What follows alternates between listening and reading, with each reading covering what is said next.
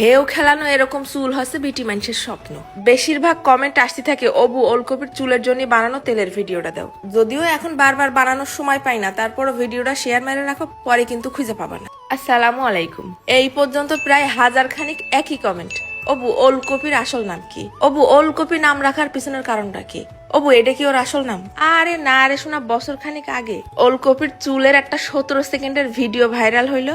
সেই ভিডিওটাতে আমি আল্লাদের ঠেলায় ওনারে প্রথমবারের মতন ওলকপি ডেকে ফেলিলাম। সেই ভিডিওটার রিচ গেছে প্রায় 2 কোটিরও বেশি, আর তাতে কমেন্ট ছিল 10,000-এর মতন। সবাই এই নামটারে এত বেশি পছন্দ করেছে, তারপর থেকে উনি সাইডে প্ল্যাটফর্মে এই নামে বেশি পরিচিত। এই তেলটা বানানোর জন্য লাগবে 100% খাঁটি এক্সট্রা ভার্জিন নারকেল তেল, যা পায়ে যাবানে শুদ্ধিক পেজে। শুধু কিন্তু মাখানা, এই তেল খাওয়াও যাবে। এটা কোনো রকম মেশিনের স্পর্শ ছাড়াই সম্পূর্ণ কাঠের ঘানিতে ভাঙানো এক্সট্রা ভার্জিন নারকেল তেল। মেশিনে ভাঙানো তেল অনেক সময় বেশি চাপের কারণে লালচে হয়ে যায়, পুষ্টিগুণ থাকে না। এতে কোনো প্রকার কেমিক্যাল বা সুগন্ধি মিশানো নেই। এই তেলটা চুলের গোড়া মজবুত করে, খুশকি দূর করে। আমার প্রোমো কোড হচ্ছে পিয়া 1600। এই কোড দিয়ে ওনাদের ওয়েবসাইট থেকে 1600 বা তার বেশি টাকার কেনাকাটা করলেই পাই যাবেন ডেলিভারি চার্জ ফ্রি। আর সব থেকে বড় কথা, ওনাদের লাভের একটা অংশ প্রতি মাসে চলে যায় অসহায় দরিদ্রদের মধ্যে। শুদ্ধিক ওয়েবসাইট আর পেজ লিংক থাকবে এই ভিডিওর ক্যাপশনের কমেন্টে।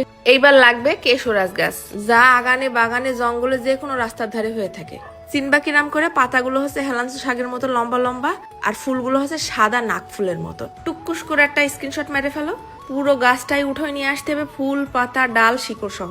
তারপরে লাগবে তেলা কচু পাতা, যা আগের দিনের নানি দাদিরা বাচ্চাদের মাথা টাক করার পর এই পাতা বাইটে মাথায় ঘষে দিত। এইবার আমার সব থেকে বেশি কষ্ট হয়েছে যে জিনিসটা খুঁজতি, সেটা হলো জবা ফুল। ঝুমকো জবা নেও অথবা রক্ত জবা নেও, তাতে কোনো সমস্যা নেই। 1 কাপ তেলের মধ্যে জাল করার জন্য ফুল নিয়ে নিতে হবে 3টে 4টে। যতগুলো উপকরণ আজকে দেখাচ্ছি সবগুলোই মাথা চুলের জন্য দারুণ কার্যকরী। তারপর বাড়ি এসে এই যে আমার কারি পাতা গাছ যেটা আমি কিনে নিয়ে আসলাম, ওখান থেকে একটা ডালের সবগুলো পাতা ছিঁড়ে নিয়ে আসলাম। আর সব থেকে গুরুত্বপূর্ণ বিষয় হলো, এই পাতা ফুল গাছ ছিঁড়ে নিয়ে আসা 2 ঘন্টার মধ্যেই কিন্তু তোমার তেলটা বানাই ফেলতে হবে।